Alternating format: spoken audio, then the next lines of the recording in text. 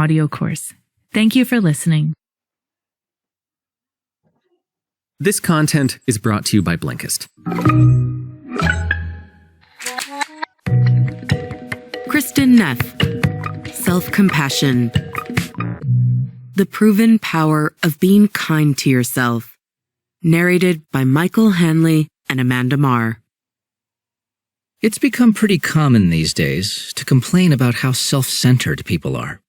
Too many of us are self-absorbed, self-seeking, and self-serving. Or so the story goes. But here's a fact that's often left out of that narrative. As self-oriented as we might be, most of us are also extremely hard on ourselves. We get angry at ourselves when we make mistakes. We hold ourselves up to impossibly high standards, and then berate ourselves when we fall short of them. We subject ourselves to incredibly harsh self-criticism as we go through our daily lives. And we continuously tell ourselves we're not good enough the way we are. All this leaves us with a persistent sense of inadequacy. Why do we engage in these behaviors? What's the problem with them? And how can we replace them with a kinder, healthier, and more productive way of treating ourselves? By the end of these blinks, you'll know the answers to all of these questions and more.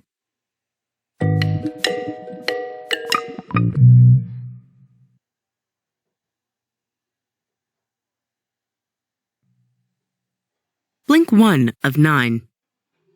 Got a personal problem? Trace it back to your childhood and blame it on your parents. In the popular imagination, that's one of the most cliched ideas of psychology. Of course, it's also an oversimplification, both of our problems and of what psychology has to say about them.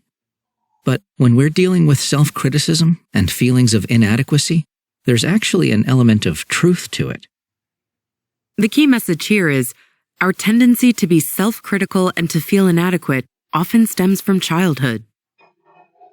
Psychological research shows that we're much more likely to be critical of ourselves as adults if our parents were critical of us as children. That makes sense if you stop and think about it. After all, as we're growing up, we depend on our parents to guide us through life's challenges, help us to understand the world around us, and make us feel safe and loved.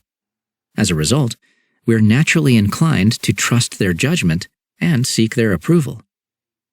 Now, combine that tendency with a highly critical parent, and you've got a recipe for disaster. To see why, imagine you're a child, and your parents criticize your every little action, from the way you eat your food at dinner to the way you dress yourself for school. And let's say they also lace their criticism with disparaging remarks about you. They call you stupid for doing something wrong, like crossing the street without checking for traffic. After a while, the constant little criticisms and put-downs will add up to a more general indictment of you as a person. I'm not okay the way I am. I need to be better. And unless I'm perfect, I won't be worthy of love. That sort of thinking can make your parents' criticism carry a very heavy blow to you as a child. Naturally, you'll want to avoid it as best you can, and that may lead you to start anticipating your parents' criticism. To avoid it, you preemptively criticize yourself before they have a chance to do it for you. That way, you can modify your behavior and avoid their disapproval ahead of time. At this point, you've internalized your parents' criticism. Their judgmental words and voices have become a part of your mind's internal commentary. If you, say, drop a glass of water, you might call yourself an idiot and criticize yourself for your clumsiness. The end result? A deeply ingrained habit of self-criticism and sense of inadequacy that can continue well into adulthood.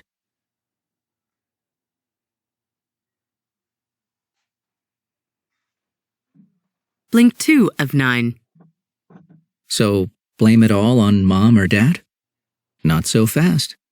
First off, it's not just our parents who can lead us to develop a habit of self-criticism and a sense of inadequacy. It can also be a sibling, uncle, coach, teacher, or anyone else whose critical words left their marks on us when we were children. Second of all, it's not just the particular people who shaped our lives, it's also the broader societies in which we live. The key message here is societal pressures encourage us to be self-critical and feel inadequate. In the West, most of us live in highly competitive, individualistic societies, where everyone is pitted against each other and pressured to outdo one another. Growing up in such a society, we come to equate feeling good about ourselves with feeling special. According to the prevailing ideas of our culture, that means being above average. Ideally, being number one. But it's impossible for everyone to be above average, and we can only be on top of the heap if everyone else is below us.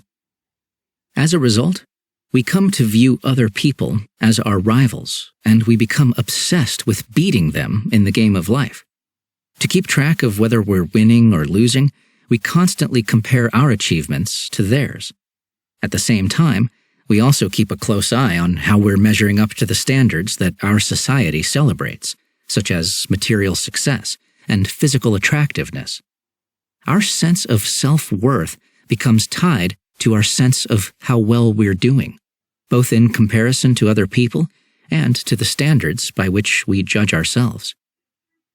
Of course, we'll never be better than everyone at everything, and perfection will always be outside of our reach. Whether we're looking at the rich businessman in a luxury car or the impossibly beautiful model on the magazine cover, we'll always be able to find someone who is more successful, attractive, intelligent, talented, fashionable, or interesting than us. And no matter how good we are at something, we can always be better at it, and we'll always make mistakes. After all, we're only human, and we'll always have room for improvement. Consequently, as long as we're judging our self-worth by how we compare to other people and to the standards of our society, we'll always feel dissatisfied with ourselves. We'll always find a gap between them and us. And as long as we're focused on that gap, we'll always find something to criticize about who we are and what we do.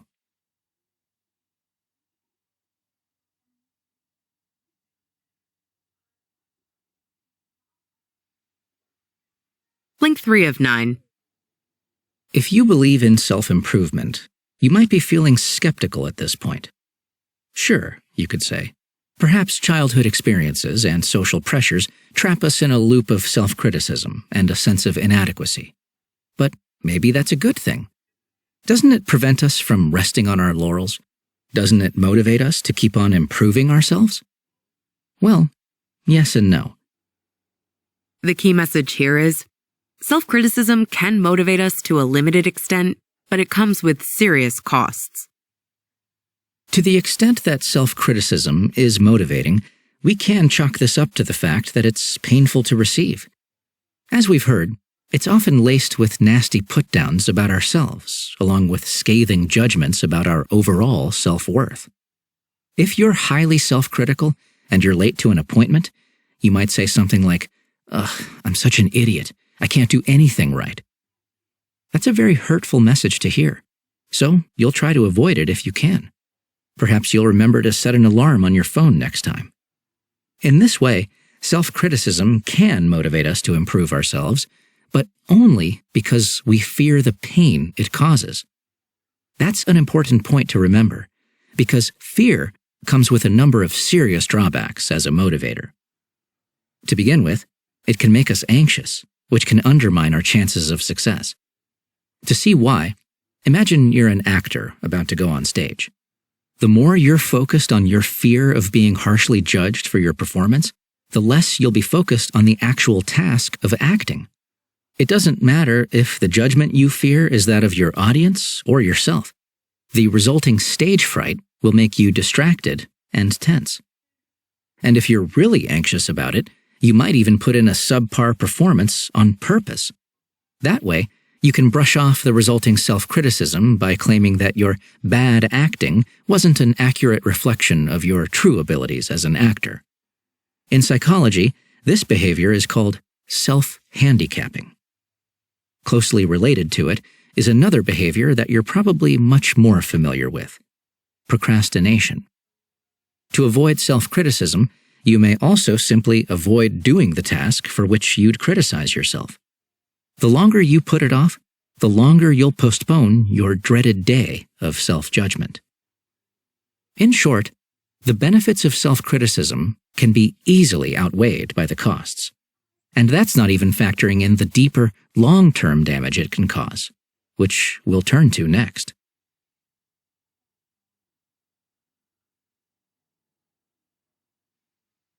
Blink 4 of 9.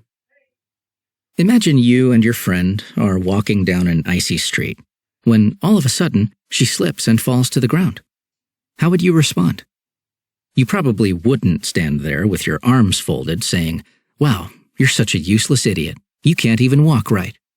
That would be a very unkind, unwarranted, and unhelpful way of responding to someone else's misfortune.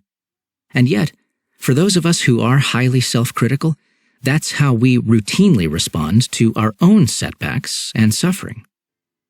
Let's face it, our vicious self-criticism is highly counterproductive. That becomes obvious when we imagine speaking this way to other people, and it becomes even more self-evident if we imagine doing it over and over again to someone who'd take our words to heart, such as a child. Here, we can really see our criticism for what it is: a form of self-abuse. The key message here is, harsh self-criticism amounts to self-abuse, which can have serious long-term consequences. To see why, imagine how a child would react if she kept being told she was useless, good for nothing, or couldn't do anything right. In the long run, these sorts of comments would crush her spirit. They'd diminish her sense of self-worth, and they'd make her constantly afraid of messing up or falling short of perfection. The same is true of us. And if that sounds like a road to depression, anxiety, insecurity, and overall dissatisfaction with life, that's precisely what it is. Research shows that self-criticism can lead to all of these problems. It can also undermine our self-efficacy beliefs, our beliefs about our ability to accomplish things in life. Dozens of studies demonstrate that these beliefs are directly related to our actual ability to accomplish things. It might sound like a cliché, but it's true. The more we believe in ourselves, the more we're able to achieve our goals. Now, add to that the more immediate effects of self-criticism that we previously looked at. Remember how the fear of it can make us distracted, tense, and prone to procrastination and self-handicapping? If we put all of these pieces of the puzzle together, the picture becomes clear. Not only can self-criticism lead us to develop serious mental health issues, it can also undermine our ability to do our best, the very thing that it supposedly encourages us to do. In other words, self-criticism fails to help us even by its own standards. Even if we just wanted to improve ourselves, it's a misguided strategy that we'd be better off without.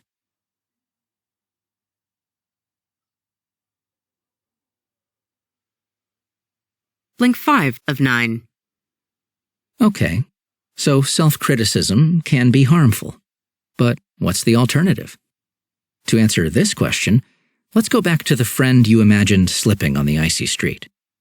In real life, how would you actually respond to her falling to the ground? Chances are, you'd rush to her side and say, "Are you okay?" You'd comfort her, and then you'd help her get back to her feet. In other words, you'd show your friend compassion. And if you started responding in this way to your own misfortune, mistakes, and suffering, you'd be engaging in self-compassion. The key message here is, self-compassion provides us with a kinder, healthier, and more helpful alternative to self-criticism. By thinking about how we would show compassion to a loved one in distress, we can develop a useful model of how to show compassion to ourselves. So let's rewind and break this down a little further. In a situation like the one with your friend who fell down, the first thing you'd do is show that you're aware of her mishap and concerned about the pain that she's probably experiencing as a result of it. That's what you're essentially doing by asking if she's okay.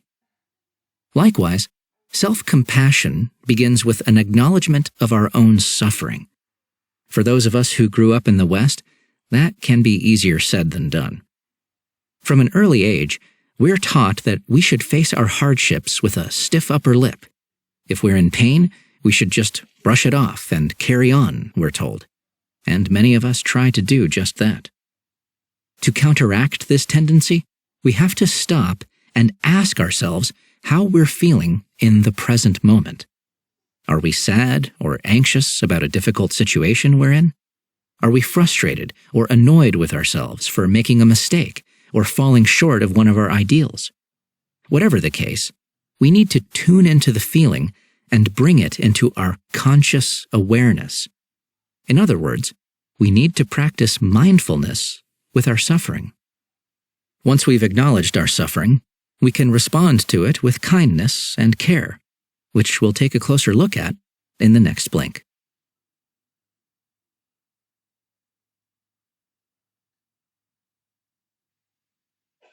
Blink 6 of 9. To see how we can show ourselves kindness and care, let's start by looking at how we can show them to other people. When someone you love is suffering, what do you do to support them? Well, it depends on the situation, of course, but usually you'd start with some basic words of comfort. "I'm so sorry you're going through this," you might say. Oftentimes, you'd also pair these words with some comforting actions, like a hug, a caress, or simply a hand on the shoulder. Uh-oh, you might be thinking at this point. Am I about to be told to give myself a hug or whisper words of comfort into my own ear? Yes, you are. And if the idea seems silly, well, there's a reason for that. The key message here is, practicing self-compassion means overcoming the notion that we should be callous toward ourselves and our pain. Once again, those of us who grew up in the West are at a disadvantage here. We're taught that we're supposed to just grit our teeth and bear our pain. That's especially true if we played a hand in the situation that caused our suffering. That's because, according to another prevailing notion of the West, we are the masters of our own destinies. If we mess up or fall short of our goals, we have no one to blame but ourselves. With these beliefs in mind, we don't just lash out at ourselves when we miss the mark. We also have zero sympathy for the resulting pain. In fact, we probably think we deserve it, which makes it sting all the worse. Given these beliefs and attitudes, it's little wonder that the idea of giving yourself a hug might seem ludicrous at first. But hey, your body doesn't know it's not supposed to be hugged by itself, and science shows that a hug can cause your body to release oxytocin, a hormone that makes us feel more calm, safe, and relaxed. So why not give it a try next time you're feeling anxious or sad? Alternatively, you could also say some words of comfort to yourself. "Poor baby," you might say, in a gentle, kindly tone. "Things are so hard right now." And if just the idea of doing that makes you cringe, stop and consider what this says about your attitude toward yourself.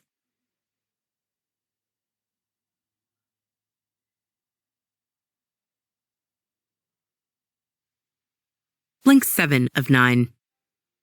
If you're still uncomfortable with the idea of comforting yourself, don't worry. That's normal. Besides all those Western notions of toughness we looked at in the previous blink, there's another reason why the practice of self-compassion seems so strange. The key message here is, practicing self-compassion involves putting psychological space between yourself and your suffering. When you give yourself a hug or engage in some other act of self-comfort, you're essentially adopting two roles that are usually performed by separate people. In taking care of yourself, you are both the caregiver and the care receiver at the same time. Usually, you'd just be one or the other, and a second person would be on the opposite side of the equation. In a sense, then, you're splitting yourself into two parts. There's the part of you that's suffering and receiving care, and there's also the part of you that's feeling compassion for your suffering and providing yourself with care. The second part of you has stepped outside of your pain, so to speak. It's concerned by and sympathetic toward your suffering, but it's separate from it in some sense. Thus, by comforting yourself, you'll no longer be completely absorbed by your suffering. You're creating some space between yourself and your pain, and in doing so, you're sending yourself an empowering message. Yes, I'm suffering, but there's more to me than just that suffering.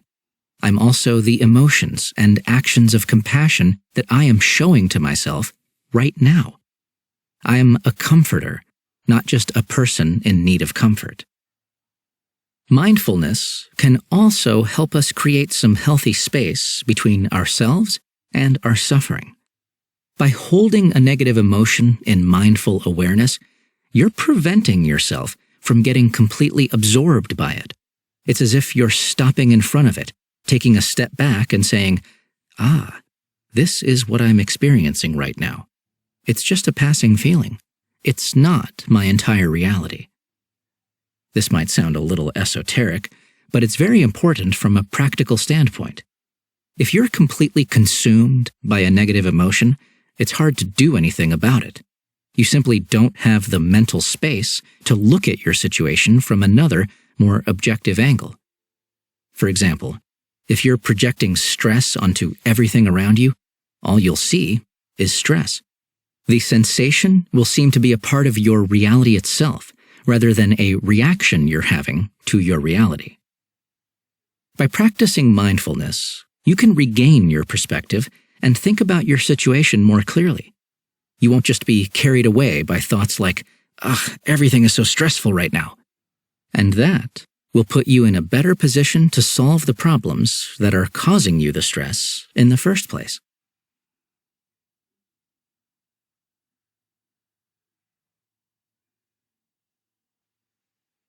Blink 8 of 9. Imagine you thought you were the only person in the world who had a problem. Let's say a fear of public speaking. Feeling all alone with your problem, it would be easy to get down on yourself about it. Everyone else is fine with public speaking, you might say. What's wrong with me? Now, imagine if one day another person came along and said, actually, just about everyone else fears public speaking too. In fact, it's one of the most common phobias. In other words, you're not alone. Your fear of public speaking is part of your being human, and it's a part of other people's humanity too. What would you feel? Probably a huge sense of relief. The key message here is, recognizing our shared humanity with other people is another essential element of self-compassion. When we're suffering over something, it can be easy to get so fixated on our misfortune that it becomes the only thing we see in our mind's eye. At this point, it's as if everyone else in the world has stopped existing to us. As a result, even though we might know that millions of other people have gone through the painful experience of, say, losing a job, we feel as if we're the only person in the world to ever suffer from it. This sense of loneliness can amplify our pain. Conversely, remembering that we're not alone can help us to comfort ourselves. Besides just making us feel less alone in our suffering, reminding ourselves of our shared humanity comes with another benefit. It serves as a powerful antidote to the perfectionism that leads us to be so self-critical and feel so inadequate in the first place.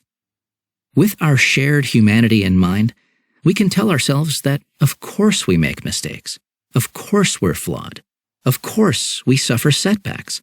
We're only human. That doesn't mean we don't have to work on fixing our mistakes, improving our flaws, or overcoming our setbacks. It simply means that it's irrational to beat ourselves up over them. They're a part of who we are, both as individuals and as a species. In the end, then, self-compassion isn't just some warm and fuzzy way of treating ourselves with kid gloves. It's simply a reasonable, pragmatic way of relating to ourselves as human beings.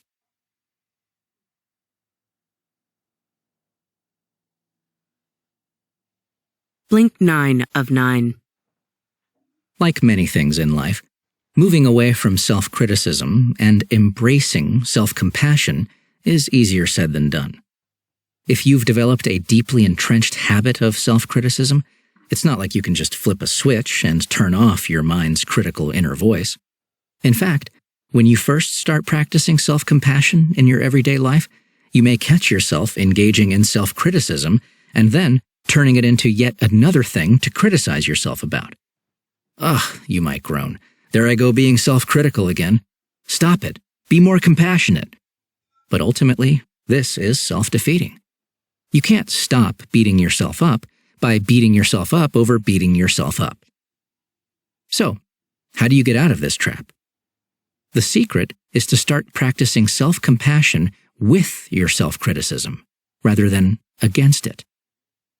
The key message here is, instead of just being an obstacle, self-criticism can be a starting point for self-compassion. To see how this works, imagine you're working on a project at home, and you stop for a coffee break. You walk into the kitchen, and lo and behold, there's a giant stack of dirty dishes in the sink. You forgot to do them yet again. Now, if you're a habitual self-criticizer, you might not even notice your self-criticism anymore. So the first thing to do in this situation is to stop and observe how you're speaking to yourself. Are your words self-critical? Maybe you're saying something like, "Oh, I'm such a slob." Instead of scolding yourself for saying these words, try to identify and acknowledge the negative emotions and unmet needs lying underneath them. Perhaps you're feeling annoyed with yourself, and maybe that's because you need a sense of order in your living space to concentrate on your work. Next, ask yourself, what can I request of myself or someone else to help me with my unmet need? Perhaps you can take a break from your work to tidy up the kitchen, or maybe you can lean on a partner or a roommate for support. You're now in a position to speak to yourself in a more compassionate and supportive way. I know you're feeling really annoyed and frustrated right now, you could say to yourself, and by being self-critical, you're trying to get yourself to be more tidy, but it's not really helping. So why don't you take a break to clean up the kitchen instead? That'll make you feel better and take care of the problem. Notice how your self-compassion isn't making you self-indulgent or complacent about your problems. To the contrary, it's leading you to be self-supportive and ready to tackle your problems head-on instead of just getting mad at yourself about them. In other words, self-compassion is both a kinder and more practical way of treating yourself.